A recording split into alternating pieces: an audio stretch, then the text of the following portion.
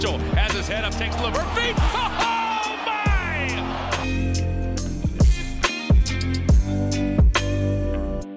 Bonjour à tous, bonjour à toutes et bienvenue pour notre 3e épisode sur l'équipe de France. Après vous avoir parlé de la sélection et des matchs de préparation, place au bilan des phases de groupe. On a vu d'abord une victoire contre le Brésil, puis une victoire contre le Japon, mais la France s'est lourdement inclinée contre l'Allemagne, suscitant pas mal d'inquiétudes. Et avant d'affronter le Canada, on voulait vous partager un peu ce qu'on aime et ce qu'on aime moins dans cette équipe. Je suis Benjamin, aka le débris sportif pour vous servir, et je suis accompagné aujourd'hui du producteur de l'émission, Quentin. Bonjour Quentin, comment vas-tu ? Salut, ça va et toi ? Écoute, je suis un peu inquiet sur ce podcast, je te mens pas. J'en ai fait un hier sur l'équipe de France, je me suis réécouté, je parlais très vite, et quand je parle très vite, c'est que je suis très agacé. Donc il va falloir que je fasse l'effort de ralentir le rythme pour rester compréhensif. Quentin, tu sais, on a l'habitude de commencer avec une petite question là, à chaque fois les émissions. Est-ce que tu en as quelque chose à foutre de l'été du 8 là, au milieu de ces Jeux Olympiques ? Question qui tombe un peu comme un cheveu sur la soupe, hein, c'est juste pour qu'on puisse démarrer. Écoute, j'ai laissé tomber quand on a préféré signer un 4ème pivot plutôt qu'un meneur, donc voilà. Le 4ème pivot étant Thomas Bryant, bien sûr. Évidemment. À défaut d'aller chercher des vrais bons joueurs, on va aller chercher un pivot supplémentaire alors que t'en développes déjà depuis quelques temps. Bon, l'idée c'est pas de vous faire un podcast sur le Miami Heat, c'était juste pour qu'on commence un petit peu avec un peu de rire.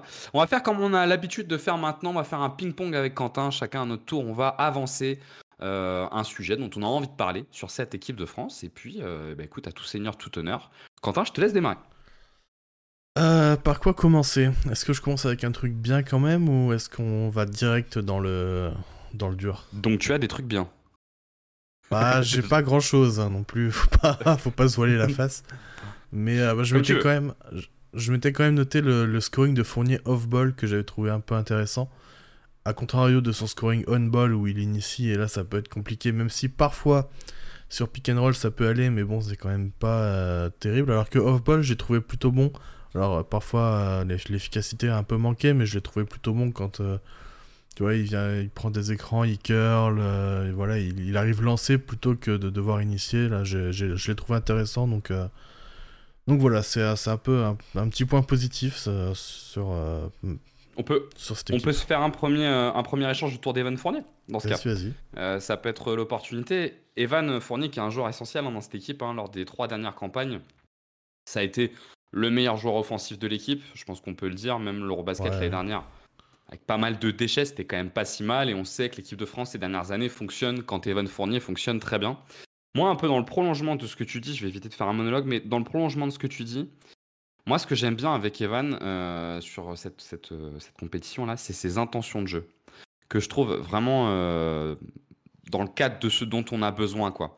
Il a un vrai problème d'adresse, qui fait que si tu te concentres sur les stats, alors bon courage d'ailleurs pour trouver les stats de la compétition FIBA, je vous assure, bon courage, mais je pense qu'il doit être en dessous des 40% de réussite au tir, et même je pense assez largement en dessous des 40% de réussite au tir, mais je trouve que dans les intentions, il joue toujours à peu près juste, notamment dans les débuts de match. Alors, contre le Japon en fin de match, après son gros tir, il était complètement cramé qu'il allait driver et qu'il allait faire un peu n'importe quoi. Mais dans les intentions de jeu, je le trouve très bon. Et effectivement, tu as raison, c'est un point positif qu'on peut signaler. Ouais, je suis d'accord. Toi aussi, tu trouves que sur les intentions, c'est pas mal ?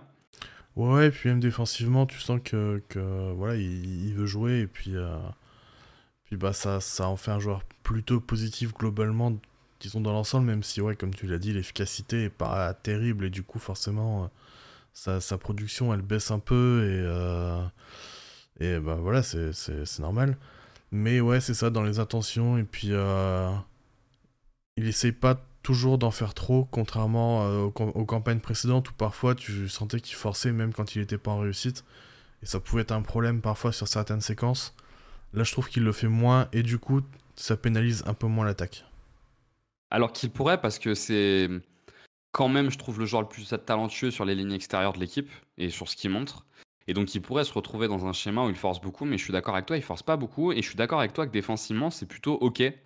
En fait, je le trouve défensivement moyen, comme un peu l'ensemble de la traction arrière, on en reparlera peut-être, mais comme un peu l'ensemble de la traction arrière de l'équipe de France en défense. Et par contre, moi, il y a un truc que j'ai du mal à comprendre, c'est son temps de jeu, quoi. Alors oui, il est pas très efficace, Mais son temps de jeu est quand même assez faible. Alors, ça reviendra peut-être à un autre sujet dont on va parler, qui est la question des rotations.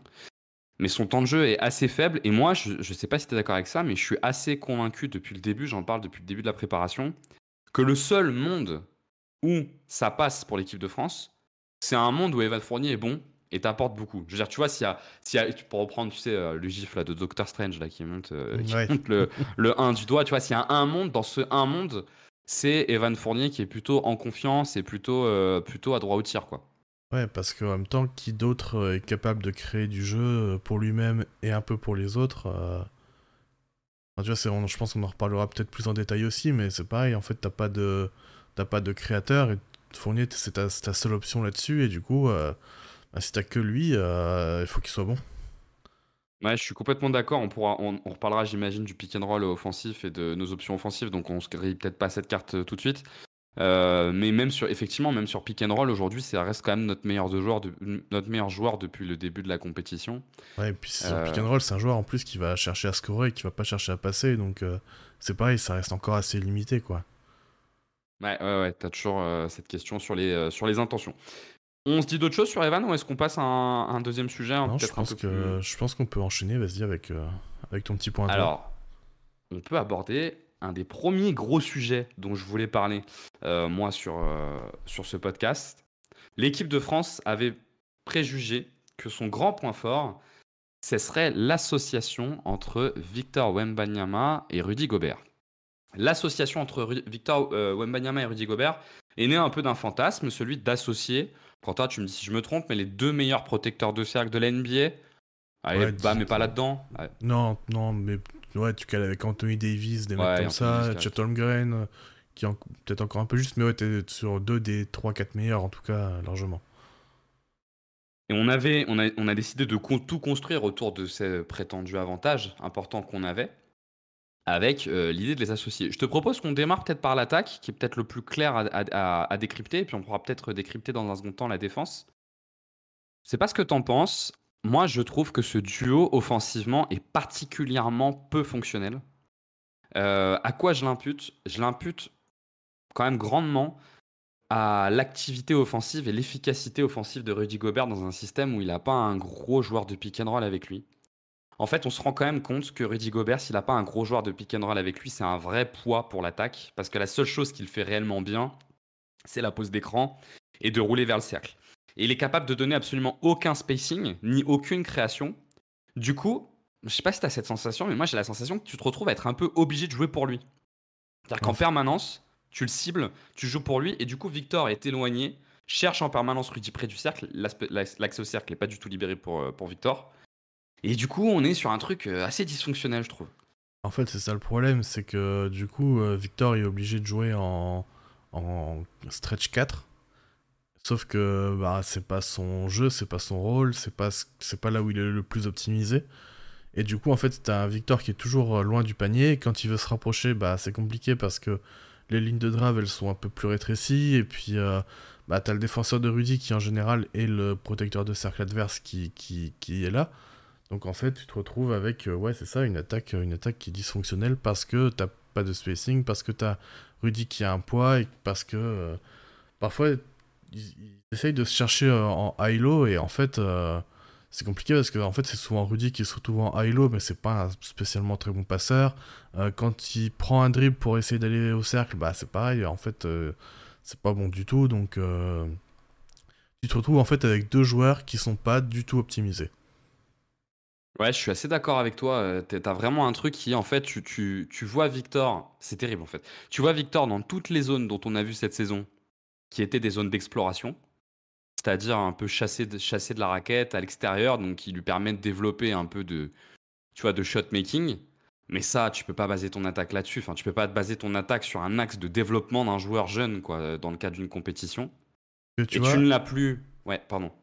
pardon je te coupe mais tu vois le parallèle qu'on peut faire avec les Spurs quand ils jouaient avec Collins, c'est que Collins, C'est vrai. lui il écartait aussi. Et t'avais au moins ça pour libérer la raquette pour Victor, alors que là t'as pas ça du tout. Ouais, je suis complètement d'accord. Tu te retrouves avec un Victor qui, quand il joue avec Rudy, du coup, est assez loin et plutôt dans une phase de création comme un ailier. Donc, et on sait que c'est pas la version efficace de Victor. On verra dans quelques années, mais aujourd'hui, c'est pas sa version efficace. La version efficace de Victor, c'est près du cercle. Et Rudy Gobert, on le retrouve dans quelque chose dont on sait depuis des années qu'il est pas bon, c'est du post-up. Ouais. Et tu peux même te poser la question sur est-ce que le post-up aujourd'hui, on en reparlera peut-être, mais est-ce qu'il y a un vrai intérêt à en faire autant, quoi. Et surtout du avec un post-up. joueur comme Rudy Gobert, même Wemby, quand il a joué au post-up, il a pas été très bon. Donc, c'est Ouais, je suis un point que assez j'avais d'accord. noté aussi, où en fait, parfois, tu le vois vouloir enfoncer alors que il a juste à prendre un petit shoot, un petit hook au-dessus du défenseur. Et en fait, bah, ça te ralentit l'attaque, ça crée des pertes de balles. Donc, ouais, c'est l'utilisation du post-up est pas bonne du tout pour moi. Ouais, je suis assez d'accord. Et Rudy montre, du coup, dans cette association, des grosses limites. En plus de ça, tu vois, je suis un peu déçu. On voit peu de. Tu vois, on a des problèmes sur le pick and roll. On pourrait servir des deux pour faire des doubles picks, tu vois. Mais on n'en voit pas beaucoup. On est beaucoup plus dans une recherche de relations poste haut, poste bas. D'un basket un peu archaïque quand même, hein. C'est-à-dire que c'est plus trop le basket qu'on joue aujourd'hui. Tu peux le faire Ouais, sur c'est un quelques peu séquences, mais tu peux dépassé. pas baser ton attaque là-dessus. Ouais, c'est un peu Ouais. dépassé. Ouais. On reviendra peut-être dans le détail après sur parce que moi j'ai un gros point sur les intérieurs et sur la rotation intérieure, mais je te propose qu'on continue sur Rudy et Victor. Offensivement, tu vois d'autres trucs à dire sur leur association? Non, de toute façon, je pense que même Collet le voit parce qu'il les fait plus jouer tant que ça par rapport à la préparation et par rapport au début de JO. J'ai l'impression qu'il a descendu un peu leur temps de jeu à deux. Ouais, je suis d'accord. Et défensivement, c'est là où je trouve que c'est le plus intéressant de l'analyser, cette association qui est dysfonctionnelle offensivement, mais qui est pas très fonctionnelle offensivement, mais qui pourrait être compensée par un gros apport défensif. T'en penses quoi, toi, de leur association en défense? Bah, je sais pas trop, justement. Je, je, je pense que j'y ai pas assez prêté attention et du coup, je sais pas trop quoi en penser. Ouais. Durant la préparation, on avait vu un truc un peu étonnant, c'était que, enfin étonnant, non, c'était pas étonnant, mais qui aurait peut-être pu être annonciateur. C'est que le grand qui défendait le pick, souvent c'était plutôt Rudy, il sortait haut, tu sais, pour blitz le porteur de balle. Et c'était pas très fonctionnel. Parce que le problème, c'est que Rudy, c'est pas son. Enfin, on connaît le côté incroyable de Rudy hein, sur la protection de cercle en défense de drop, donc plutôt en conservation dans la raquette. Et du coup, comme il était impliqué sur le pick, je pense que la consigne, c'était de lui dire tu sors haut pour trapper le meneur. Et c'est vrai que Rudy Gobert qui vous trappe, il prend tellement d'espace que ça rend difficile Chiant. les passes. Ah, c'est chiant. Et que Victor, après, était là en couverture. Ça n'a pas marché dans le début de la prépa. Et assez rapidement, on a vu un changement. On est passé à une défense de full drop. Et moi, j'ai un vrai souci là-dessus. Et en fait, je trouve que tu te rends vraiment compte d'à quel point ça sert à rien d'ajouter deux profils similaires comme ça. Parce que, en fait, défendre en drop quand t'as et Victor et Rudy, ça n'a pas de sens en soi. Tu vois, autant sortir haut sur le meneur, faire les rotations, et de toute façon, tu auras toujours un grand dans la raquette. Là, on se retrouve en gros avec des séquences sur le terrain où il y a et Victor et Rudy, où tu défends en drop, et donc en fait, souvent d'ailleurs c'est Victor hein, qui du coup est pas sur le pic. Victor sert pas à grand chose et a pas beaucoup d'influence défensive.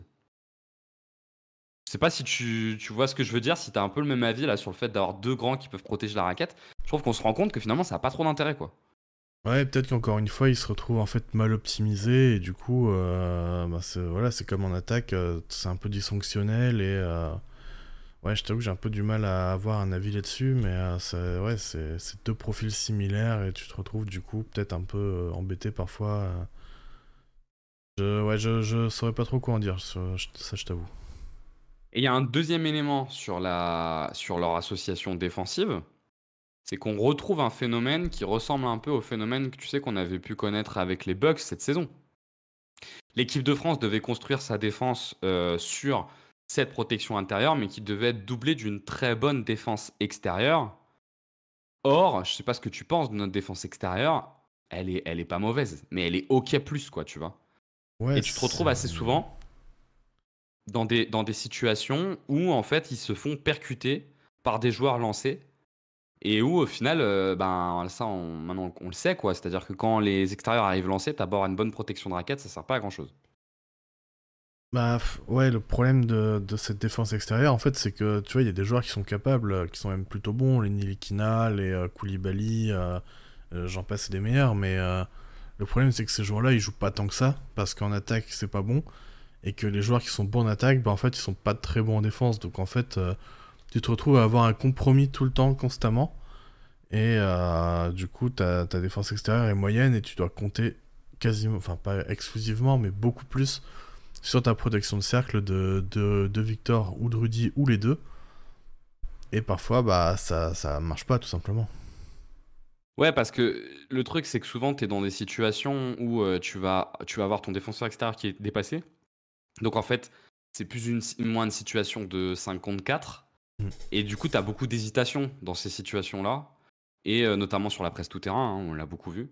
Où tu as beaucoup de situations d'hésitation. Et au final, tu as beau avoir deux grands, ben, ils sont aussi pas spécialement mobiles. Alors, Victor est très mobile et Rudy est très mobile pour sa taille, mais ça reste moins mobile que des ailiers. Et en fait, les équipes adverses se nourrissent de ces temps d'hésitation, quoi. En fait, du coup, Euh, t'as souvent un décalage qui est créé. Et en fait, c'est pareil. Si tu veux jouer comme ça, c'est pas un souci, mais. Enfin, c'est pas un souci si t'arrives à gérer tes rotations derrière. Le problème, c'est que les rotations, elles sont pas spécialement bien. Elles sont pas suffisantes. Je dis pas qu'elles sont mauvaises, mais c'est pas suffisant. Et du coup, tu te retrouves toujours avec un décalage. ouais, je suis totalement d'accord. Et puis, tu peux parfois aussi avoir l'impression, je sais pas si tu as la même, mais que Vincent Collen, autant l'utilisation de Rudy Gobert est assez claire, c'est-à-dire en drop, autant je le trouve pas très créatif sur l'utilisation de Victor, qui se retrouve souvent dans un coin. Il sert pas à grand chose, quoi, tu vois. Enfin, c'est un mec dans un coin qui peut couvrir un peu des doubles lignes, mais le truc, c'est que comme on défend de toute façon beaucoup en drop, les extérieurs adverses, on l'a vu avec le meneur du Japon, nous cartonne à 3 points, c'est-à-dire qu'il tire à 3 points à fond, et on l'a vu contre le Japon et contre l'Allemagne. Si le 3 points est pas ouvert, il pick and pop. Ouais. Et on est hyper lisible en fait défensivement, quoi. Bah ça a été un problème contre le Japon, justement, cet intérieur fuyant qu'ils avaient. C'est le meilleur moyen de battre une défense en drop, c'est le pick and pop. Et ils avaient un joueur parfait pour ça. Et en fait, du coup, tu te retrouves toujours avec Rudy qui essaie de protéger la raquette, sauf qu'en fait, ça ressort. Et du coup, soit Rudy est obligé de monter, et ça libère la raquette. Et donc, tu as ce décalage qui est créé, parce qu'en plus, vu qu'il sort, il est en retard, et du coup, bah, c'est pareil, tu as ce décalage qui se crée. Et soit il reste, et en fait, bah, le tireur est ouvert, et du coup, ça fait 3 points, quoi. T'as toujours un compromis à faire, et un choix à faire, surtout. Et tu te fais pilonner comme ça. Ouais, je suis complètement d'accord. Et puis en plus de ça, tu pourrais te dire qu'avec deux joueurs aussi grands sur le terrain, tu pourrais réussir à mettre en place un système un peu flottant qui permettrait de réduire l'espace sur le terrain. Et c'est là où je suis un peu déçu, tu vois, c'est que ça, on n'arrive pas du tout à le faire. Tu vois, tu pourrais parfaitement imaginer que Victor, quand il est à l'opposé du ballon, il soit très flottant, presque en couverture de deux joueurs, tu vois, le gars corner et le gars 45 sur les pick and roll, et que ça puisse permettre au défenseur qui est à 45 de prendre plus de place, et donc de compenser le drop de Rudy par une défense extérieure qui prend plus de place. Mais je le vois pas spécialement, quoi, tu vois. Surtout qu'il n'y a pas la Alors, règle des 3 secondes défensives, donc tu peux même le mettre dans la raquette, en fait, directement. bah ouais, complètement. Donc, moi, je suis un peu déçu par ça, et finalement, je trouve que leur association qui était hyper prometteuse nous rappelle à quel point euh, tu vois, les associations dogmatiques ne sont pas toujours exponentielles, tu vois. Genre, imaginons que la valeur de Rudy soit 5 et que la valeur de Victor soit 5. On aurait pu imaginer que ça fasse une valeur totale de défense à 2,12. Mais la réalité, c'est que j'ai l'impression qu'elle est même pas à 10, elle est à 8. Tu vois, enfin, tu vois ce Ouais. que je veux dire? Ouais, je vois complètement. Ouais. C'est... Et donc, tu es vraiment dans une limite, dans une non-optimisation de tes line-up défensives en les mettant ensemble, je trouve, tu vois. C'est la meilleure, mais elle n'est pas optimisée. Parce qu'en plus, elle te pénalise en attaque, donc elle n'est pas Ouais. du tout optimisée. Parce que autant en défense, je pense qu'il y a quelque chose à faire et que tu peux avoir une très très bonne défense avec ces deux-là sur le terrain. Mais en attaque, c'est juste pas possible avec le type de profil des deux joueurs, en fait. Ah bah et puis l'autre part, alors moi j'en avais fait je m'étais dit que ça pourrait être un sujet, alors au pire on continue dessus, mais peut-être qu'on en reparlera différemment. Le pendant de ça, c'est que quand tu joues avec deux grands comme ça, alors je pense vraiment que c'est pas du tout lié qu'à ça. Mais le pendant de ça, c'est notre rythme.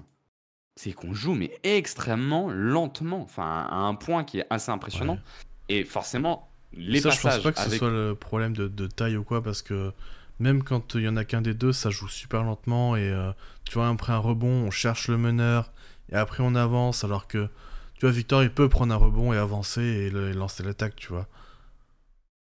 Ouais, je suis d'accord avec toi, hein. Je pense que on y reviendra peut-être, mais je pense que c'est pas du tout lié qu'aux deux joueurs. Mais n'en reste que quand les deux sont ensemble, c'est pas le moment. Enfin, Victor est très mobile et peut bouger, notamment pour un 5.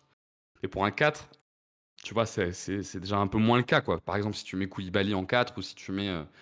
Même quand tu mets Garчин en 4, c'est quand même des joueurs qui peuvent cavaler un peu plus et qui sont plus Bah ouais. dynamiques. Non, Et là-dessus, il y a donc, un truc à faire, ouais. t'as clairement cet aspect-là. Juste pour information, sur la pace de l'équipe de France, alors, il faut faire attention, les comparaisons avec la NBA sont très maladroites. Donc, déjà, c'est l'équipe qui a la plus petite pace de la compétition. Alors, c'est que 3 matchs, hein, mais on sent clairement que c'est une envie. La pace est à 73. Ah, Bah, c'est parce qu'il y a moins de c'est minutes aussi. Hein. Parce que la pace, c'est parce le qu'il y a nombre moins de de minutes. possessions jouées, donc... Ah oui, c'est vrai que c'est pas ramené à 100. Ouais. Non, c'est ramené à 100 la pace, non? Non, c'est le nombre de possessions Ah, jouées. Autant pour moi, d'accord. Donc on est à 73, on est sur la plus petite pace de la compétition. Non loin d'autres équipes, mais on est quand même la plus petite pace de la compétition. Ouais, ce qui est pas Tu vois étonnant. d'autres choses à dire sur cette association, Rudy et Victor, ou pas? Non, on peut avancer tranquillement. Eh ben, je te redonne la main. Eh bien, écoute, moi je vais enfin, on l'a déjà mentionné, mais du coup, cette absence de guard play, de menace avec ballon, de casseur de défense, tout ce que tu veux, appelle ça comme tu veux, c'est que, voilà, t'as sur le poste de meneur un gros manque. Et on l'a vu surtout contre le Japon et l'Allemagne avec ces Kawamara ou Kamawara, je sais plus, j'inverse tout le temps le MLW. Et Schroeder, en fait, qui ont toujours été capables de casser la défense, que ce soit sur des pics ou même eux-mêmes sans pic en ISO ou juste en attaquant leurs défenseurs. Ils ont toujours été capables de casser la défense, et ça, j'allais dire le hit, mais l'équipe de France, c'est le même combat, n'a pas ce joueur-là en fait. Et du coup, tu te retrouves avec une attaque qui est super dépendante déjà de l'adresse à 3 points, et qui peut parfois justement bloquer parce que t'as personne pour débloquer certaines situations justement et prendre un peu le jeu à son compte pour créer pour lui-même ou pour les autres. Bah, on en revient souvent, hein, sur ce point-là, on en a parlé dans le podcast plusieurs fois. Le cheat code du basket moderne, c'est d'avoir des porteurs de balles qui sont tellement forts que il suffit juste de faire des choses simples pour faire des décalages. Et effectivement, nous, on est en incapacité de le faire. C'est le premier point qu'on a sur cette difficulté sur le point of attack, en fait, hein. C'est à peu près ça. Enfin, le point of attack, en tout cas, d'attaque de pick and roll, où on a personne, où la sélection s'est faite de manière, enfin, je sais pas ce que tu en penses, mais de manière qui est difficile à comprendre. Le choix de Franck Ntilikina dans les postes de meneur de jeu est quand même vraiment très étonnant, parce que Franck ne joue plus meneur de jeu depuis 3 ans maintenant. C'est-à-dire que depuis son passage à Dallas, il ne joue plus meneur de jeu. À Dallas, il jouait 3, l'année dernière, il n'a pas joué, alors il y a 2 ans, il y a 2 ans et demi. Donc c'est compliqué de se dire, tu vas remettre Franck en meneur de jeu, et en plus, l'époque où il a été meneur de jeu, c'était un piètre meneur de jeu, sur les qualités offensives. Tu as pris Andrew Albici, qui a sûrement été pris pour pouvoir assurer cette montée de balle qui nous a fait si mal l'année dernière à la Coupe du Monde, et pour la défense du meneur de jeu, pour le coup. Mais c'est pas un mec qui va te créer demi-terrain. Et alors, la logique aurait été de rajouter une alternance, tu vois, un très fort joueur de pique. Et le choix s'est porté vers Mathieu Strazel, qui est sans doute le meilleur des 3 sur la compétition, et quand on ajoute la préparation, mais qui n'est pas un casseur de défense non plus, quoi. Enfin, à Monaco, il joue plus 2, il joue 1-2, mais souvent il est avec Mike James, donc c'est pas un casseur de défense, quoi. Bah, c'est ça, Collet, il a voulu faire une équipe avec une identité défensive, du coup il prend Albici Nilikina, ok, choix logique, mais du coup c'est vrai que dans ce genre de cas-là, tu peux te permettre de prendre un joueur qui est pas très bon en défense, même un Nadir Ifi, même si bon, je connais pas trop, enfin je regarde pas le basket français européen, donc je m'avancerai pas trop non plus, mais qui sont quand même qui est quand même un joueur qui peut créer, qui voilà, indépendamment de pick and roll ou pas, en ISO, il peut créer. Du coup, tu peux te permettre d'avoir un mauvais défenseur si tout le reste arrive à compenser. Et justement, ça aurait apporté une grande diversité en attaque avec le ballon. Et puis finalement, ouais, comme tu dis, il prend Strazel. Moi, je le connais pas assez, mais c'est vrai que Tu vois que sur les 3 matchs là, que c'est pas un mec qui va faire une différence en attaque en fait. Oui, alors, et une fois de plus, Strazel est sans aucun doute le meilleur des 3 sur la compétition. Ouais.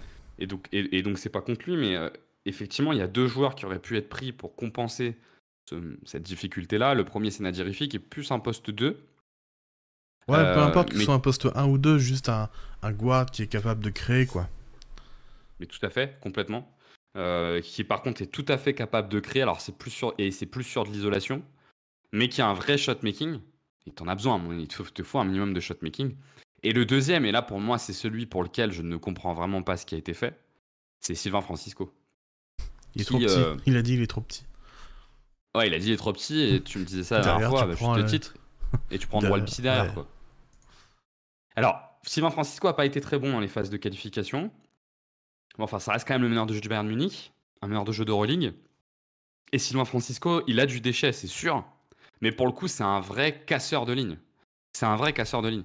Et je trouve que tu peux te poser la question tu peux te poser la question de est-ce que tu n'es pas finalement obligé d'accorder à un joueur qui n'est pas le meilleur joueur offensif de ton équipe, mais d'accorder beaucoup de cartouches à un joueur qui fait des écarts, même si c'est pas le meilleur, parce qu'au bout d'un moment donné, t'en as besoin. Tu vois, je vais te prendre un exemple. Je te prends l'exemple de Dennis Schroeder. Alors, pour le coup, c'est le meilleur joueur de son équipe. Allez, ou alors certains diraient que c'est Mo Wagner, par exemple. Tu vois, certains pourraient dire que c'est Mo Wagner. Franz Wagner, pardon. Mais c'est pas le meilleur joueur de son équipe. Mais tu vois, il y a un truc incroyable, moi, je trouve, avec Dennis Schroeder. C'est que Dennis Schroeder, qu'il soit à 6 sur 10 ou à 1 sur 13, il génère plein d'écarts. Ouais, il est dangereux. Il est dangereux. Et t'as pas envie de le laisser. T'as pas envie de le laisser. Tu peux pas. Tu vois, il est à 1 sur 10, bah tu vas quand même le défendre comme s'il était à 8 sur 10. Ouais.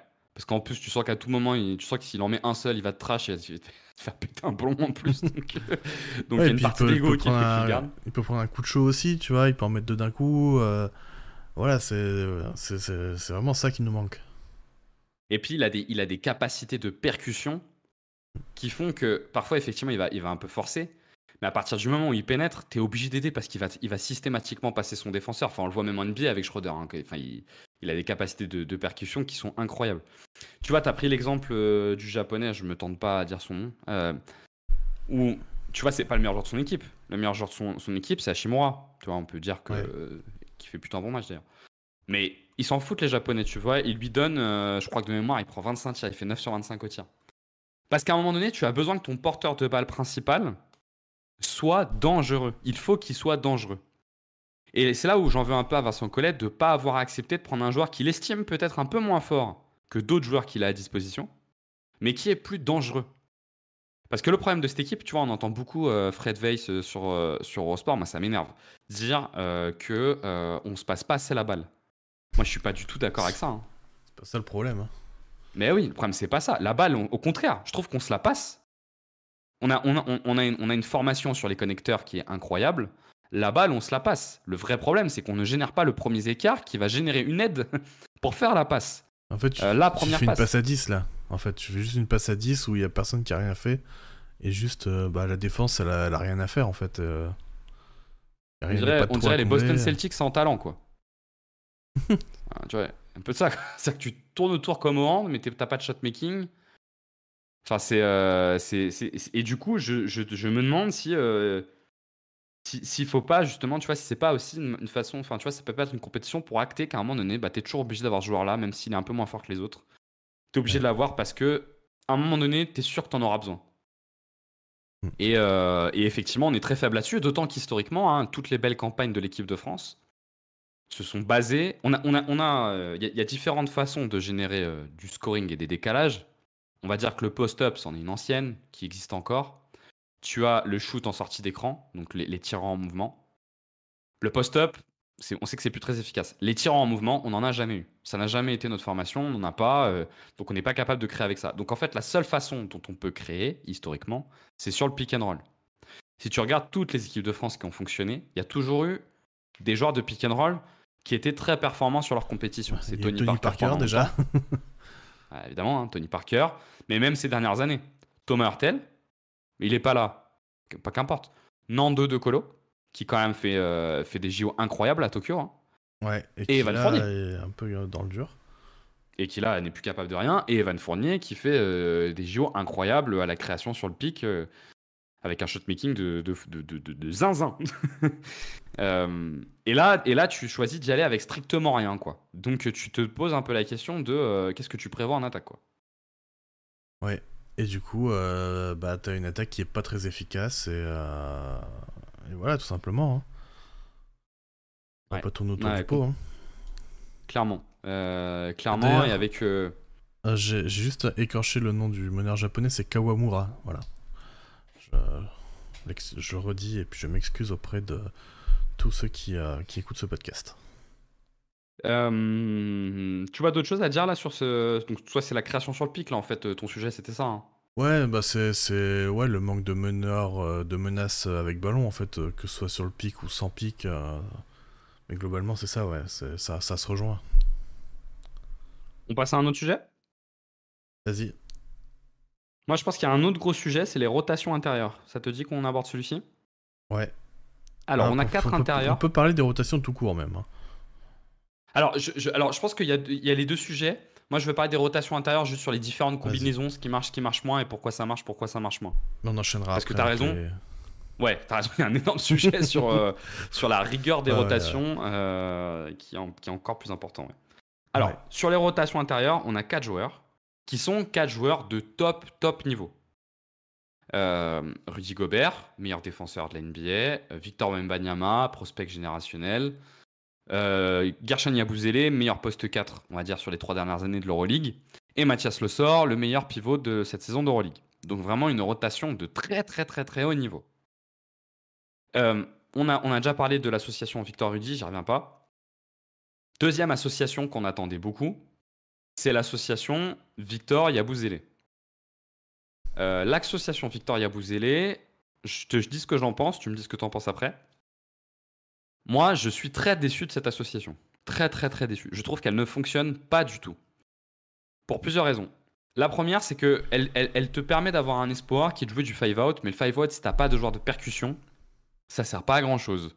On l'a dit un peu avant là sur la capacité à créer, donc je reviens pas dans le détail, mais du coup, déjà, cette hypothèse là qu'on joue 5-out, elle marche pas. La deuxième, c'est pour laisser beaucoup de place à Victor sur du pick and roll. Le problème, c'est qu'on n'a pas de bons joueurs de pick and roll. Et que Victor est un pitoyable poseur d'écran. Enfin, vraiment, hein, moi je trouve que là, tu le vois bien avec... je sais pas ce que t'en penses, mais je trouve qu'on le voit bien là avec des porteurs de balles qui sont moyens. Ou en gros, si tu lui mets... Certainement qu'avec un dragster, il sera très fort parce que pour rouler au cercle, il est très mobile et il va vite. Mais avec des porteurs de balles moyens, en fait, il fait aucun écart sur sa pose d'écran, quoi. Ouais, je suis assez d'accord avec ce que t'as dit, mais en fait, pour moi, c'est pas un problème de complémentarité. C'est vraiment de construction. Et tu vois, tu l'as dit 2 fois, on n'a pas de meneur capable enfin, sur chacun de tes points, tu l'as dit, mais on n'a pas de meneur capable de créer des écarts. Et du coup, en fait, enfin, tu vois, je connais mal Yabusele parce que, pareil, je le redis, je suis pas l'Euroleague, tout ça. Mais c'est quand même un joueur qui a besoin aussi d'être mis dans des bonnes conditions pour apporter vraiment beaucoup sur du haut volume. Tu vois, il a besoin un peu d'être mis dans des bonnes conditions. Et en fait, là, il peut pas l'être. Donc, en fait, c'est pareil. On en revient toujours à ce problème de... t'as pas de joueur qui peut casser des défenses. Et du coup, cette complémentarité-là, elle est pas optimale non plus. Là où tu as raison, c'est que Yabou, c'est un joueur qui est très actif. Donc les joueurs très actifs, il faut les alimenter pour qu'ils trouvent leur rythme. Et c'est vrai que sur cette association-là, on la joue full pour Victor. On la joue pas pour Yabusele, alors qu'on pourrait se dire qu'on laisse un peu de place à l'intérieur pour Yabusele, qui est quand même... c'est un animal, hein, Yabusele. Hein. Bon courage pour le tenir en 1 contre 1, hein. Notamment au post-up, où il est excessivement puissant. Et donc effectivement, Yabusele a pas beaucoup de rythme en fait sur cette association. Le dernier élément, moi, qui me semble particulièrement problématique sur cette association, c'est qu'elle est énormément utilisée pour trouver Victor au poste. Sauf que Victor est vraiment face à ses limites là. Victor, quand il était à Levallois, il a eu ce problème pendant toute la saison. Quand il jouait face à des joueurs plus petits et plus véloces que lui, il se faisait, tu sais, repousser loin. Parce qu'il n'a pas non plus... Il est immense, mais il n'a pas une caisse physique de dingue. Donc il peut se faire repousser. Il arrive généralement à prendre les positions. Et là, on va rejoindre le sujet que tu parlais avant, hein, de la complémentarité avec les arrières qu'on a. Mais on n'a aucun joueur qui a un bon joueur d'entry pass, tu vois. Ouais, ça je l'ai noté aussi. Et du coup, généralement, Victor va prendre la position et on met tellement de temps à lui amener poste bas bah, qu'il se fait pousser. On l'a poussé, on va le voir hein, contre le Canada, je pense qu'on dit Dylan Brooks. Hein, qui se fait pousser. Et en fait, il récupère la balle, on va dire, sur un long mid, quoi. Et alors là, c'est vachement plus compliqué pour lui. Est-ce que tu shootes? Est-ce que tu fais du step back? Est-ce que tu fais du 3 points? Quoi qu'il arrive, t'es pas sur une zone de confort. Et du coup, ça fonctionne pas. Tu veux redire un mot sur cette association? On passe à l'association. Moi, j'ai d'autres autres associations dont je veux parler. Vas-y, enchaîne. Je suis d'accord avec toi, donc je vais pas paraphraser. Là, on va passer aux deux associations qui sont pour moi, je sais pas ce que t'en penses, mais pour moi, les plus fonctionnelles. Pour moi, pour l'instant, l'association la plus fonctionnelle, c'est l'association Yabusele Le Sort. Qui est pas la meilleure en défense, mais qui offensivement est clairement celle qui marche le mieux. Parce que Mathias a cette capacité à ne pas camper la raquette pour être efficace. Déjà, alors lui, pour le coup, c'est un extraordinaire poseur d'écran et très très bon pour rouler au cercle et attaquer le cercle. Sur le post-up, lui, pour le coup, quand il se positionne tôt, il est capable de garder sa position au post-up et donc de récupérer la balle pas trop loin du cercle. Et là, pour le coup, il arrive à être assez efficace. Et qu'en plus, il a ce truc-là de faire... Enfin, tu vois, il a beaucoup d'abattage, il a beaucoup de volume de jeu, donc il fait beaucoup de choses sur un terrain et ça sert aux autres. Et Yabusele, là-dedans, il en profite complètement. Le problème de cette association, pour le coup, c'est la défense.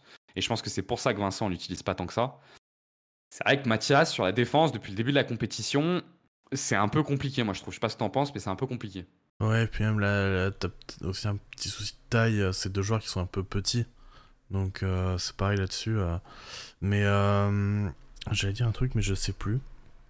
Oui, c'est deux joueurs aussi qui sont très dynamiques. Par rapport à Gobert et Wemby. Donc c'est pareil, c'est des joueurs qui bougent beaucoup et qui créent du mouvement en fait. Et ça permet aussi à l'attaque de ne pas rester trop statique. Et du coup, de ça, tu génères un petit peu quand même des choses. Tu génères de l'agressivité et tu génères du mouvement. Ouais, je fais du mouvement et du coup, ça tourne un peu mieux, quoi. Et donc celle-ci, je la trouve plutôt pas mal. Il la sort pas trop. Et la dernière association, qui pour moi est celle qui marche le mieux, qu'on a beaucoup vu en préparation, qu'on voit moins durant ces JO, mais quand on la voit, je trouve qu'elle marche plutôt bien, c'est l'association Wemby Le Sort. Qui au final est celle qui fonctionne le mieux parce que tout ce que tu as dit là sur l'activité de Mathias Le Sort, bah, Wemby il en profite. Comme Le Sort n'a pas besoin de camper la raquette pour être efficace, bah, Wemby il a quand même des accès au cercle. Et Wemby en plus a ce côté défensif qui compense le manque de taille de Mathias, même si en off-ball il est un peu pénalisé par son manque de mobilité. Et notamment, on l'a beaucoup vu contre les Japonais se faire avoir sur l'aide côté faible, enfin l'aide côté ballon, qui a généré pas mal de 3 points. Mais je trouve que celle-ci, c'est celle qui fonctionne le mieux et c'est celle que j'aimerais beaucoup voir, pour le coup. Je sais pas ce que t'en penses. Ouais, je demande à voir, ouais, parce que c'est vrai que Victor, Rudy, ça marche pas. Victor Yabusele, ça marche pas parce qu'on a dit il y a un manque de meneur, donc je me dis Victor Le Sort, c'est peut-être celle qui a le plus de complémentarité à l'instant T et qui est peut-être un peu plus autonome aussi. Donc ouais, je demande à en voir plus, ouais. Ouais, c'est quand même emmerdant de se dire. Alors, globalement, on a quand même un truc qui marche plutôt bien, qui marche depuis le début de la prépa, c'est notre deuxième ligne, notre deuxième rotation d'intérieur, qui généralement fait quand même mal à l'adversaire. Donc, pour la prépa, c'était souvent Yabusele et Le Sort qui arrivaient ensemble. On le fait un peu moins, ce que je trouve dommage. Mais généralement, il y a un peu un rouleau compresseur dans les premières mi-temps sur notre rotation intérieure qui fait très mal aux adversaires. Et heureusement qu'il y a ça. Ouais. Mais je trouve que c'est quand même vraiment problématique d'être dans une situation où ce qui devait être ton énorme point fort, à savoir l'association Victor-Gobert, est pas vraiment fonctionnelle. Et celle qui faisait rêver tout le monde, l'association Yabusele-Wemby, bah fonctionne pas, tu vois. Et donc tes Ouais. deux gros trucs qui devaient être tes deux énormes points forts dans cette compétition sont deux choses qui ne fonctionnent pas. Ouais, ça c'est un vrai souci. Et putain, j'ai encore oublié ce que j'allais dire. Victor et Rudy, non, je sais plus. Et dans une vision dogmatique comme l'a Vincent Collet, donc par définition, une vision dogmatique, c'est une vision où il n'y a qu'un plan en fait, où t'as pas de plan B. que ce qui doit être ton principal point fort ne fonctionne pas, c'est vraiment problématique. Et là, on en revient aussi à la sélection, quoi. C'est là où, du coup, tu payes encore plus cher le fait de ne pas avoir pris, par exemple, Nadir Iffi et Sylvain Francisco, qui aurait pu t'apporter d'autres options offensives. Là, ton truc marche pas, donc t'es comme un con, t'as aucune idée, quoi. Tu peux rien faire, quoi. Donc, c'est pas fonctionnel. Ouais, je suis complètement d'accord. Et ouais, c'est le problème. Le problème aussi, c'est que du coup, en fait, tous tes meilleurs joueurs, ils sont sur des mêmes postes. Et tu te retrouves soit avec des redondances, soit avec des compromis à faire. Et tu vois, si tu pouvais avoir si un de tes meilleurs joueurs, genre Le Sort ou Yabusele, étaient des guards, en fait, t'aurais pas ce souci, quoi. Bah, tout à fait, ouais. Ouais, tout à fait. Et les rumeurs qu'on a pu avoir à un moment donné d'une utilisation de Yabusele en poste 3 pour avoir Rudy en poste 5 et Victor en poste 4, moi, j'y crois pas une seconde. Enfin, je pense que ce serait vraiment une très mauvaise idée. Notre problème est tellement la création extérieure. Si tu diminues encore ta création extérieure et que tu diminues encore ta vitesse, là, ça va être catastrophique. Enfin, ça peut pas être une solution, selon moi. Ouais. Ça peut pas être une solution. Je te redonne la main? Ouais, bah écoute, je crois que dans mes notes, on a tout évoqué. Donc, j'avais mis. Donc, je la reprends. J'avais mis Gobert, pitié, arrête de dribbler. Après, ouais. Non, après, bah oui, en fait, j'avais mis un peu en conclusion. En fait, ce genre d'équipe, du coup, ça passe face à des équipes qui sont bof, mais en fait, dès que tu tombes face à une équipe correcte, ça devient très compliqué parce que t'as pas de marge d'erreur. Si t'as pas d'adresse, tu peux pas compenser. Compenser avec justement des créateurs et tout ça, et des casseurs de défense. Si ta défense elle craque ou elle est mis à mal par l'attaque adverse, en fait ton attaque elle peut pas compenser, à moins d'une adresse vraiment de fou tout le match, mais du coup t'as toujours un compromis quelque part et t'as toujours un truc qui va enrayer la machine, quoi. Ouais, je suis assez d'accord, ouais. Du coup, je reprends la main pour Vas-y, ajouter vas-y. parce que moi, j'ai d'autres sujets qui me restaient. Alors, il me reste 3 sujets. Le fond de jeu. Le fond de jeu, le fond de jeu, le fond de jeu. Qui est une grosse thématique. Ah bah si, j'avais noté plan de jeu. tu vois. J'ai zappé la ligne, bah voilà, bon, on y va.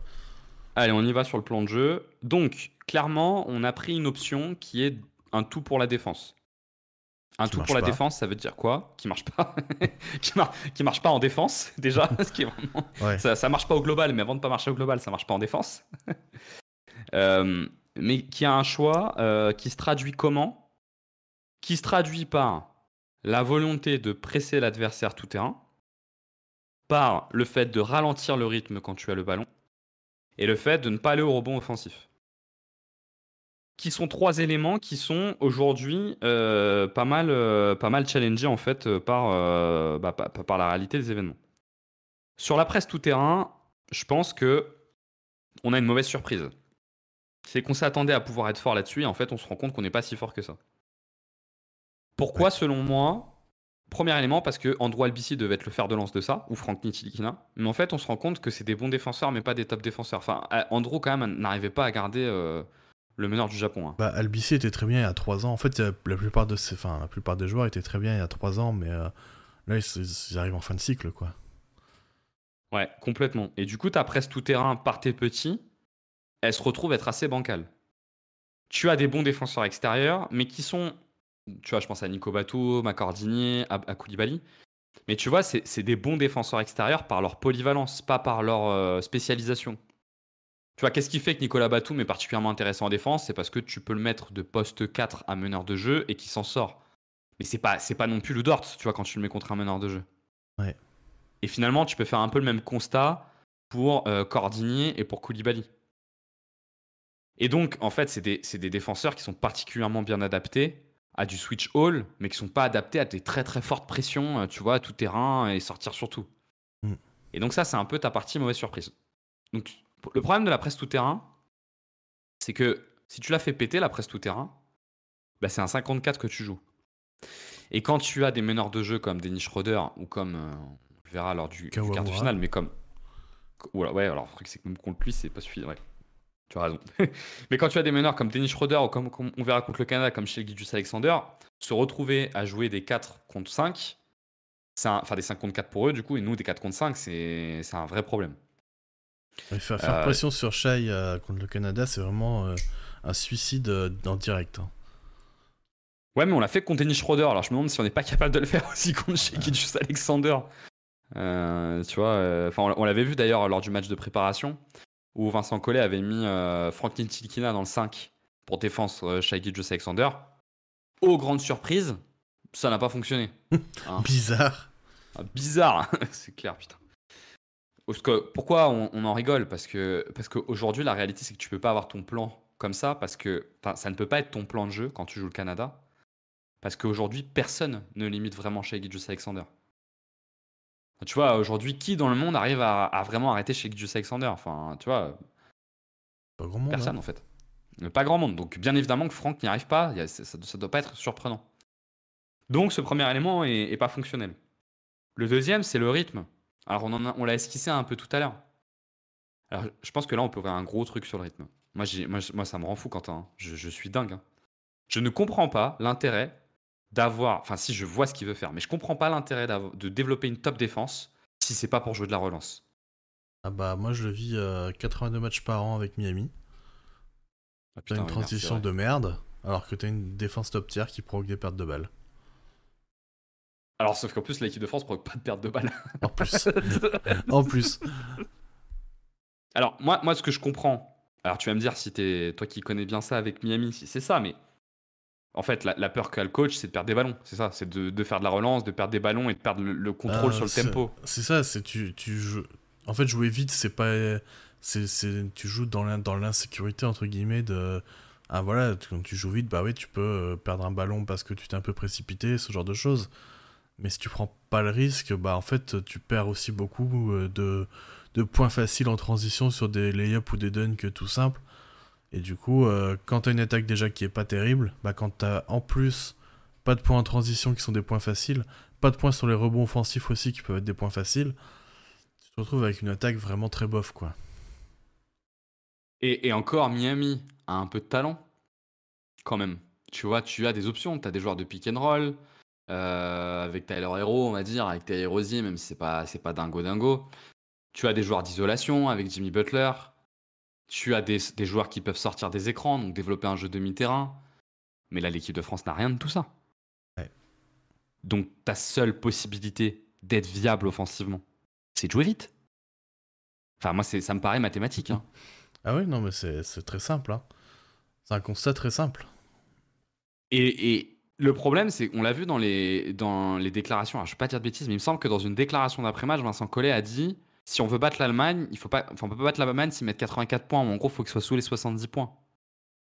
Mais c'est du délire total de penser qu'en 2024, tu vas limiter des équipes comme l'Allemagne, comme le Canada, comme les États-Unis, comme la Serbie, en dessous des 75 points. C'est du délire. Enfin, le niveau de talent aujourd'hui est bien trop haut pour espérer faire ça.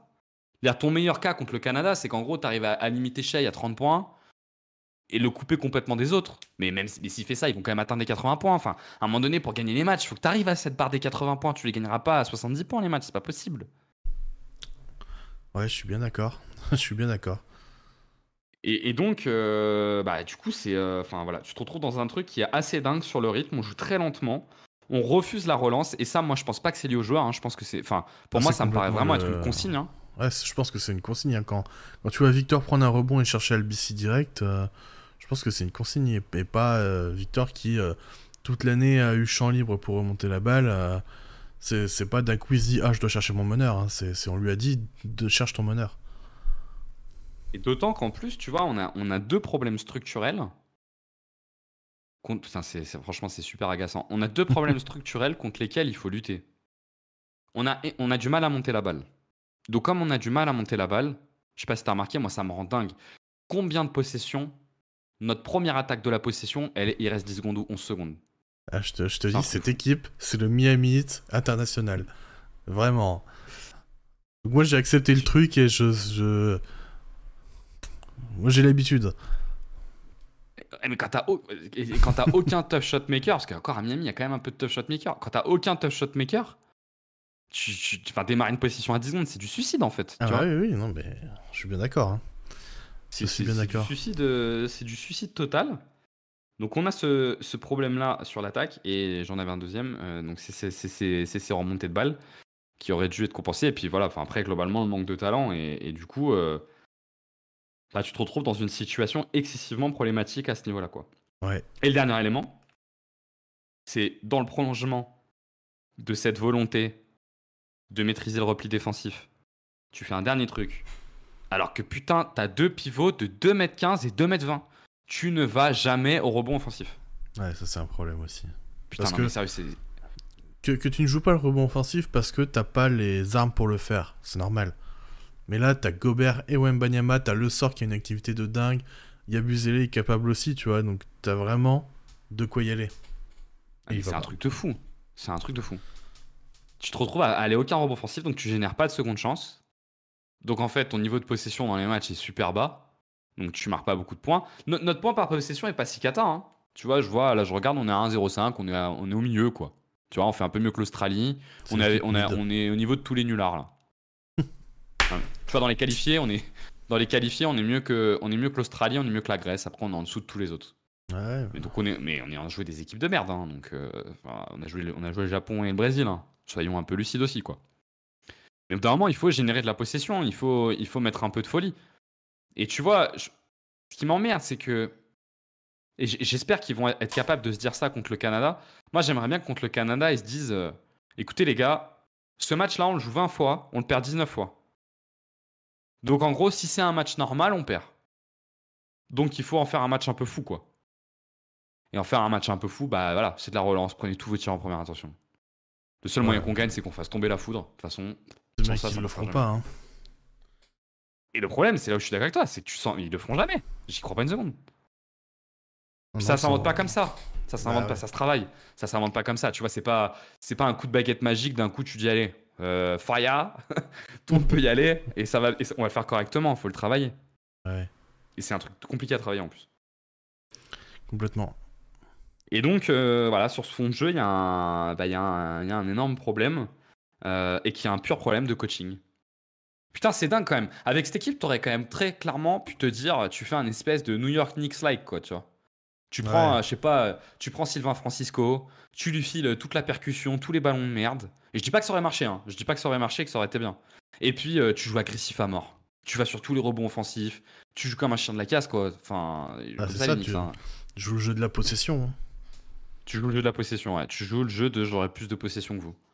Ouais. Et à ce jeu-là, bah, parfois ça passe, quoi. Mais je suis extrêmement déçu par cette dimension-là sur le fond de jeu. En plus, t'as l'impression que les joueurs ils sont bridés. Je pense que ça doit être excessivement désagréable pour eux. De toute façon, on le voit dans les dernières déclarations qu'il y a une cassure entre le vestiaire et Collet. Bah, t'en as pensé quoi, toi, de la déclaration de Fournier ? Je sais plus, je crois que j'ai même pas vu celle-là, mais il a dit quoi ? Il a dit... Bon, il dit qu'en fait, on joue un basket... je vais te la retrouver. Il dit qu'en gros, on joue un basket des années 2000 ou 90. Ah oui, ouais. Et que aujourd'hui, la meilleure défense, c'est l'attaque. Et qu'on peut pas, s'en sortir en jouant ce style de jeu-là offensif. Et Vincent Collet a déclaré que c'était inacceptable. Donc je te dis la déclaration dans le détail. La déclaration, c'est par moment, je pense qu'on se trompe dans la façon dont on veut jouer. Et on paye les pots cassés sur ça. De nos jours, la meilleure défense reste l'attaque. Ce n'est plus le jeu des années 90 ou les années 2000 où tu pouvais défendre demi-terrain. Ton attaque est primordiale. Ouais, bon, Evan, je pense qu'il se trompe un peu aussi, mais il est pas non plus complètement dans le faux. Pour moi, il a 100% raison. Non, mais tu peux encore défendre demi-terrain, tu peux encore baser ton plan de jeu sur ta défense, mais oui, t'as besoin d'attaquer différemment que ce qu'il nous propose là. Enfin, c'est... Et je pense que t'as besoin de mettre des points. C'est con, oui. hein. Mais tu vois, dans les années 2000-2010, tu pouvais t'en sortir dans des matchs qui tournaient autour des 70 points, 65, 70 points. Aujourd'hui, t'as beau casser le rythme, t'as beau jouer très bien en défense demi-terrain, le niveau de talent est tellement haut qu'il y a des points qui vont être scorés. Ça va scorer. Donc, t'es obligé de trouver un moyen de compenser, quoi. Et de mettre des points. Et pour moi, c'est un jeu de relance, quoi. Mais voilà, malheureusement, on a choisi de ne pas le faire. Ouais. T'as un autre point, toi, ou pas? On aborde la question des rotas, là.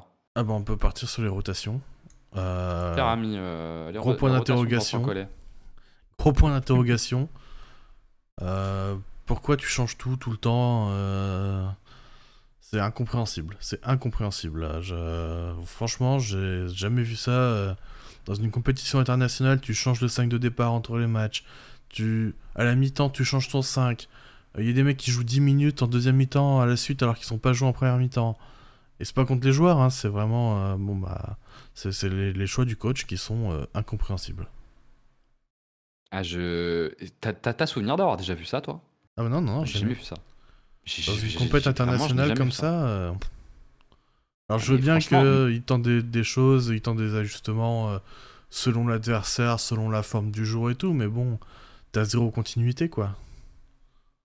Mais moi, même en NBA, quand la saison démarre, t'as des coachs, tu vois, des équipes en développement qui tâtonnent un peu, mais c'est pas à ce point. Non, parce qu'ils ont 82 matchs, c'est pas comparable. Mais Oui, non, t'as raison, alors que c'est pas comparable, mais ils tâtonnent moins. Non, mais là, c'est du grand n'importe quoi. Enfin, effectivement, t'as pris ce cas-là. Le Japon, c'est symptomatique de ça. Hein. Mathias Le Sort est pour moi le meilleur joueur de la première mi-temps. On le voit pas en deuxième mi-temps. Je sais pas pourquoi. Et Bilal Koulibaly, qui joue pas en première mi-temps, joue 11 minutes, les 11 premières minutes du troisième quart-temps. Tu sais pas pourquoi. Les meneurs de jeu, ça change tout le temps. Ouais, parce que il met Strazel au premier match, après il met Albisi. Après il remet Strazel. Ouais. Décide-toi à un moment.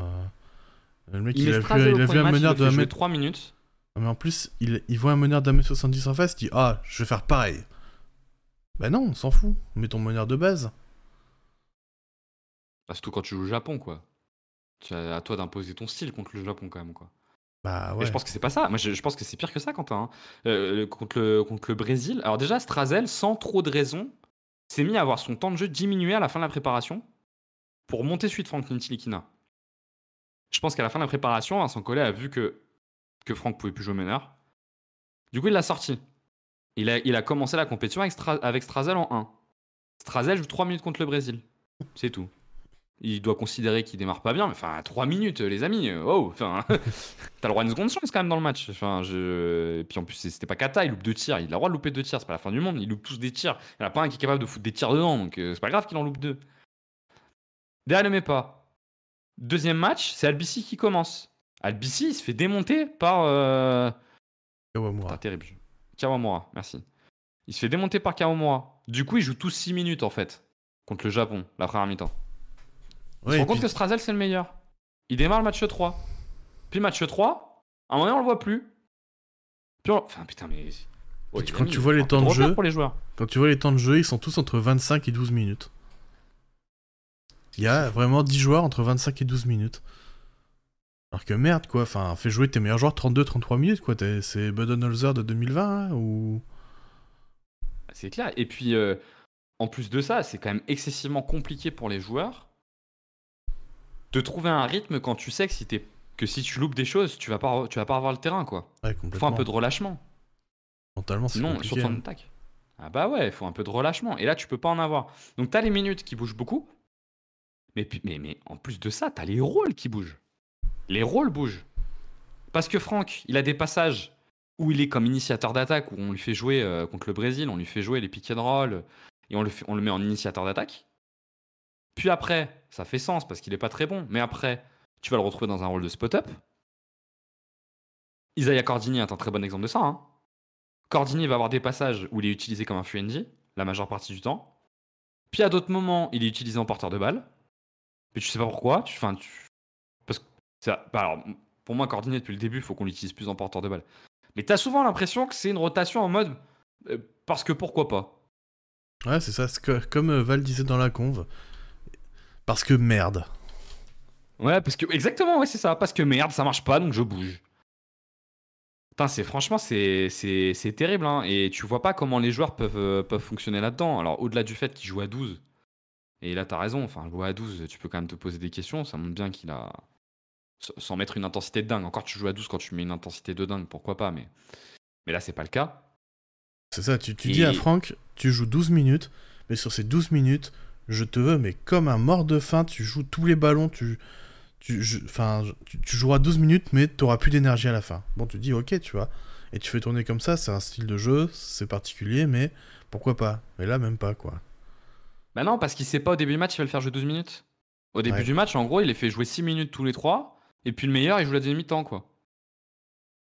Ouais. Bah, tu vois, et puis sur les meneurs de jeu, tu peux pas faire ça sur les meneurs de jeu. Il fait ça un peu sur Koulibaly. Ça me dérange moins sur un ailier. Tu vois, sur un Fuendi, ça me dérange plug moins. and play, ouais, sur les joueurs plug and play comme ça, c'est facile de les rentrer, de les faire, de les faire jouer un plus ou moins de minutes selon le match-up et tout, mais le problème c'est qu'il fait ça avec tous les joueurs, quoi. Et ouais, et les meneurs de jeu, à un moment donné, ils ont besoin de repères, quoi. Et puis les coéquipiers ont besoin de repères avec leur meneur de jeu et de confiance. Quel message tu envoies au reste des joueurs si tu as toi-même pas confiance en tes meneurs de jeu? Ça reste que celui qui initie l'attaque. Donc en gros, t'es en flip tout le temps, quoi. Tu vois, enfin, le message est terrible. Et on pourrait en parler, ça aussi, du message global qu'envoie Vincent Collet en permanence à ses joueurs. Hein. Moi, je trouve qu'il leur envoie un message négatif en permanence. Hein. Il leur envoie en permanence le message qu'ils sont pas capables. Ouais. Et la confiance, c'est important quand même pour faire des... Pour faire des j'ai vraiment l'impression qu'on enfonce des portes ouvertes. Mais la confiance, c'est quand même important pour faire des choses, quoi. Dans le basket. C'est la base. C'est un sport dans la tête. Tout se passe dans la tronche au basket. Ça tous... Enfin, bref. Je sens que t'es tendu. Ouais, je suis tendu parce que... Je suis tendu parce que c'est vraiment du grand... Parce que je trouve qu'on s'humilie un peu. Je trouve ça un peu humiliant, franchement. Après, pour moi, on va atteindre le plafond de cette équipe. Tu vois, un quart de finale, pour moi, c'était le plafond de cette équipe. Alors certes, on aurait pu optimiser des trucs, avec éventuellement un bon tirage sur les quarts, on aurait peut-être pu tomber contre une équipe un peu moins bonne et passer en demi. Mais pour moi, le plafond de cette équipe, c'était les quarts, éventuellement les demi en cas de bon tirage, hein, tu vois. Mais il n'y a pas vraiment de surprise en fait sur le niveau de jeu de cette équipe. Oui, moi je suis complètement d'accord avec toi. Enfin, on rappelle hein, qu'on est ici juste parce qu'on est organisateur. Hein.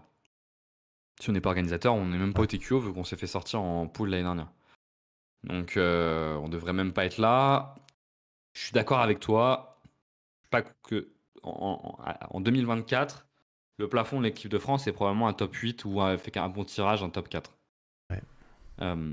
Mais c'est... comment tu vois, je trouve qu'il y a... En fait, ça m'énerve parce qu'il y a quand même des éléments un peu moins rationnels à mettre en ligne de compte, tu vois. Il y a la chance d'avoir un public formidable, d'avoir un écran formidable de 27 000 places. À Lille, ça n'arrive pas tout le temps. D'avoir de la visibilité. Tu peux aussi créer une forme d'enthousiasme et passer un bon moment, en fait, tu vois. Moi, je te prends l'exemple de vendredi dernier. Vendredi dernier, le match contre l'Allemagne. On a vécu une journée de Jeux Olympiques incroyable. La victoire de Teddy Riner, le doublé de Léon Marchand. Enfin, tu vois, c'est génial, quoi. Putain, tu te tapes l'équipe de France à la fin, tu finis ta journée, t'as les boules, quoi. Et t'as pas les boules parce qu'on perd, t'as les boules parce que c'est dégueulasse, ça ressemble à rien. C'est ça, parce que bon, tu perds, mais t'as bien joué. Bon, bah voilà, l'équipe en face est meilleure. Tu perds, mais en plus, t'as joué comme une merde. Bon, bah, ça fait mal au cul. Et t'as joué comme une merde en te bridant. Ouais. Tu vois, enfin, t'as l'impression que les joueurs sont complètement bridés dans le style de jeu qu'on a décrit là pendant une heure. Ils sont complètement bridés, et c'est très très frustrant. Ouais. C'est très frustrant. Est-ce que tu vois d'autres points à aborder, cher ami? Bah écoute, je pense qu'on a fait un bon tour déjà. Hein. On se fait en quelques mots le prono contre le Canada, Allez, sans aller forcément trop dans le détail. Je pense que ça peut être intéressant vu que vous écoutez probablement ce podcast à l'arrivée de ce match contre le Canada. Qu'est-ce que t'en penses, toi? Tu le sens comment? Oh, bah on va prendre une belle petite branlée. Hein. Ouais. En fait, ce qui est horrible, je sais pas si t'es d'accord avec moi, c'est que je suis vraiment dans un truc où je ne vois aucun monde on peut les battre. Ah bah ouais. Attends, j'ai une question pour toi. Le Canada, là, à l'Est, ça joue quoi? Tu les mets en NBA, tu les mets dans la conférence Est. Ça joue quoi? Franchement, ça joue. Une question. Ça joue. Ouais, ça joue, ça joue. Ça joue les playoffs, quoi. Ça joue les playoffs. Ça joue les playoffs. Ils ont des belles qualités. Et on va jouer contre ça. Avec Evan Fournier en meilleur joueur. Qui a pas joué de la saison, je tiens à rappeler. Elle a joué un peu avec Détroit quand même, mais il était dégueulasse. Ouais. Il a joué avec la pire équipe. Et il était pas bon dans la pire équipe. Il a perdu ses minutes dans la pire équipe. Ouais, tu vois, on en est à un point quand même où... Alors oui, c'est pas les mêmes règles entre la NBA et la FIBA, mais... En fait, ce qui est terrible, c'est que t'as absolument pas avancé en fait tout au long de la préparation. T'as posé aucune brique. Comme tes plans ne marchaient pas et que t'avais pas d'alternative, ben t'as imaginé des alternatives qui marchent pas. Et du coup, t'as pas avancé et t'arrives en quart de finale en étant la même équipe que tu étais au premier jour de la préparation quasiment. Allez, on va dire au deuxième, troisième match de la prépa. Donc ça déjà, c'est structurellement très frustrant. Et structurellement, on ne peut pas les battre. Enfin, je te jure, je vois aucun... Le seul monde, pour moi, où on peut les battre, c'est un monde où, tu vois, on arrive à être qu'à 5-6 à la mi-temps de retard et on arrive à faire tomber la foudre par hasard dans le troisième quart-temps et le quatrième quart-temps. Ouais, à 3 points. Tu comptes vraiment sur un destin divin. Ouais, le destin magique, quoi. C'est le destin de Lisa, quoi. Tu vois, c'est... Parce que je pense même si la foudre, elle tombe en première mi-temps, qu'on se fera rattraper. Parce qu'on est tellement structurellement moins fort qu'eux que je vois pas que ça peut pas passer. Ils ont vraiment des joueurs de qualité, parce qu'on parle de Shai, mais Dillon Brooks, ça reste un des meilleurs défenseurs extérieurs de la compétition. Ils ont Nickel Alexander Walker aussi, qui est très bon là-dedans. RJ Barrett va être... Lou Dort, ouais, également. RJ Barrett va attaquer très bien les close-out et il peut initier un peu. Jamal Murray est dans le dur, donc mais bon, on n'est pas à l'abri qu'ils nous sortent un match à 20 points à 8 sur 12. Donc voilà, ils sont quand même très bien armés, offensivement. Et même défensivement, j'ai l'impression qu'ils sont... Bon, je les ai pas trop regardés, mais j'ai l'impression qu'ils sont pas trop mauvais non plus, tu vois. C'est une très bonne équipe et on l'avait vu lors du match de préparation contre nous. Hein. Pour rappel, un match de préparation, pour ceux qui l'ont pas vu, ça se termine dans une forme de garbage time. Ils n'ont pas vraiment joué dans le troisième quart-temps, les Canadiens. Ils étaient tranquilles ou quoi. Ouais. Le principal problème qu'on avait contre eux, putain, c'est terrible, c'est qu'on n'arrivait pas à monter la balle. Et bon, pour jouer au basket, c'est quand même... Enfin, quand on n'arrive pas à monter la balle... Faut mettre... T'as Logensdort et Dillon Brooks qui regardent Evan Fournier, Andrew Albici, Matthew Strazel, ils sont là. Oh putain, le festin. Oh, le festin. Ah bah, dans le match de prépa, il avait mis Frank Ntilikina pour démarrer, pour défendre sur Shai. Frank qui essaye de remonter la balle contre Lou Dort. Oh, c'était compliqué. Hein. C'était compliqué. Ah ouais, non, j'imagine. J'ai pas regardé la prépa, quoi. Mais... Ouais. Bah, ça marchait pas. Il arrivait pas à monter la balle. Il arrivait clairement pas à monter la balle. Moi, j'avais mis 2, je crois, à son match. Et encore, c'était parce qu'il avait mis des points un peu en fin de match. Mais il n'arrivait pas à monter la balle. C'était cata. Et malheureusement, je vois pas contre le Canada comment ça peut marcher. Il aurait fallu qu'on soit capable de faire valoir les choses qu'on a, à savoir le rebond offensif. Jouer la bataille des possessions contre eux, ça aurait pu fonctionner. Ouais, jouer un peu dirty, entre guillemets. Pas sale, enfin pas méchant, mais... Ouais, jouer vraiment les... Jouer au plus malin, quoi. Bah exactement. Et on se rappelle aussi que cette équipe de France, au JO, elle a eu des sorties pas belles. Hein. Et j'ai peur que ça en soit encore une, quoi. La sortie contre l'Espagne en 2012, la sortie contre l'Espagne en 2016. Putain d'Espagnol. Ouais, putain d'Espagnol. Et là, je pense que ça va être malheureusement pareil. Donc on verra ce que ça donne. Moi, je pense qu'il y aura plus de 15 points d'écart. Que le match sera plié avant le quatrième quart-temps, plus ou moins. Ça va ressembler à l'Allemagne, je pense. Il y a de bonnes chances, ouais. Et c'est pas plus mal qu'on en termine et qu'on passe à autre chose. On fera peut-être un podcast pour dire coller peut-être la suite. Dehors, s'il vous plaît. La sortie, c'est par là. Avec un vrai sujet qui est qui pour le remplacer, parce que la fédération n'a pas mis grand-chose en place et sa succession, bien malin, est celui qui arrivera à trouver qui va prendre sa place. Hein. Ah, apparemment, Freddy Fotou. Bon, on en parlera peut-être un peu de podcast, mais Freddy Fotou, c'est très tôt. Hein. Là, je connais pas assez pour me... Mais c'est un bon coach, mais c'est un coach qui a 2 ans, il s'est pas encore frotté à l'Euroleague. Enfin, tu vois, moi je trouve aussi qu'on voit chez Vincent Collet des limites parce que à un moment donné, Vincent Collet, il joue plus l'Euroleague depuis plus de 10 ans. Ça doit faire 12 ou 13 ans qu'il a pas joué des matchs d'Euroleague. Il a jamais été assistant coach en NBA et je pense qu'il y a des moments où il est surpris il est confronté en fait à des réalités de niveau, tu vois. Je pense que quand il imagine sa défense extérieure, il imagine être capable d'avoir la meilleure défense extérieure de la compétition parce qu'en fait, il est pas à jour sur le niveau des gens parce qu'à un moment, il faut s'y confronter. Il est pas à jour sur le basket moderne, tout simplement. Hein. Alors ça, là-dessus, tu vois, moi je suis d'accord avec toi, hein, mais là je me dis, bon, c'est quand même, il connaît forcément infiniment mieux le basket que nous, il y a Ouais. des assistants, etc., etc., donc c'est qu'au normalement il y croit à son truc, tu vois. Mais moi je suis d'accord avec toi, hein, moi je suis d'accord avec toi, hein. Mais par contre, je pense que vraiment, il y a eu 2-3 éléments. À un moment donné, il est confronté à des réalités auxquelles il faut bien se confronter une fois pour s'en rendre compte. Typiquement, voilà, en fait, mes défenseurs extérieurs ne sont pas des top défenseurs extérieurs dans le top niveau. Mais comme le top niveau, j'y joue plus depuis un moment, enfin, j'y coach plus depuis un moment, bah, je m'en rends pas compte, en fait. Ouais, il y Et a j'ai pas peut-être de envie que ce soit ça. la même chose avec Freddy Fotou, quoi, tu vois. Et je pense que Fotou, il a besoin de. Tu vois, ce serait bien, peut-être qu'il coach Monaco, qu'il fasse un peu assistant en NBA si besoin, tu vois, et d'arriver à jour en équipe de France. Qu'après, en équipe de France, tu coaches plus beaucoup, hein. Sinon, il y a Atkinson. Qui a pris les Cavs. Ouais. Donc, compliqué. Bah, Bon, on toutes verra. les fenêtres de qualification et tout qui sont pendant la saison, il peut pas les coacher, quoi. Exactement. Exactement. Donc, voilà. Donc, compliqué. Peut-être juste en synthèse, je peux vous redonner un peu les notes, là, les moyennes que j'ai là sur les joueurs. En gros, parce que pour ceux qui m'ont suivi sur Twitter, je notais les joueurs. Entre satisfaisant et bon, sur la compétition, j'ai 1, 2, 3 joueurs. Wemby, Batum et Mathias Le Sort. Au niveau satisfaisant, donc on va dire c'est le niveau attendu, j'ai Cordinier, j'ai que Cordinier derrière.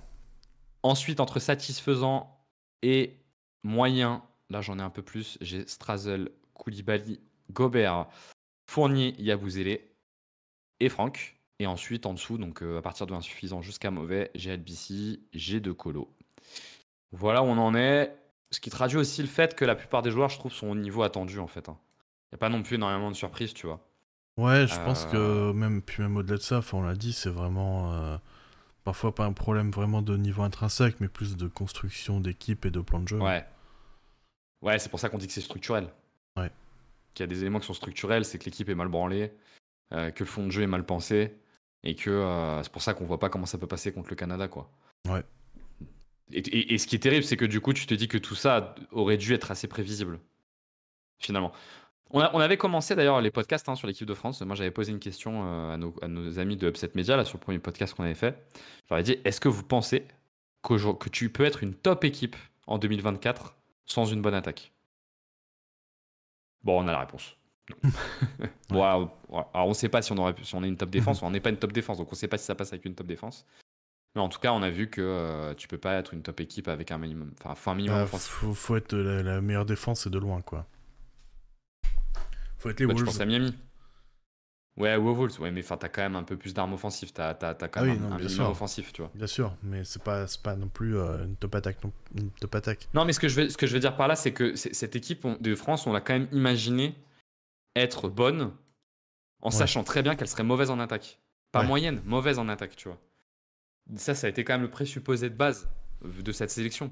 Ouais. Parce que, enfin, Victor, une fois de plus, c'est un joueur en développement. Tu peux pas attendre un joueur en développement d'être efficace. Complètement. Donc tu savais que ça allait être moyen en attaque. Donc ça veut dire qu'à un moment donné, enfin que ça allait être mauvais en attaque. Donc à un moment donné, tu t'es dit, je vais réussir à être une top équipe avec une mauvaise attaque. Mm. Bon bah réponse, c'est pas faisable. Ouais. C'est pas faisable. Je te propose qu'on conclue là-dessus. Yes, complètement. Et puis, bah écoutez, restez connectés. On trouvera rapidement de quoi parler. À plus. Salut.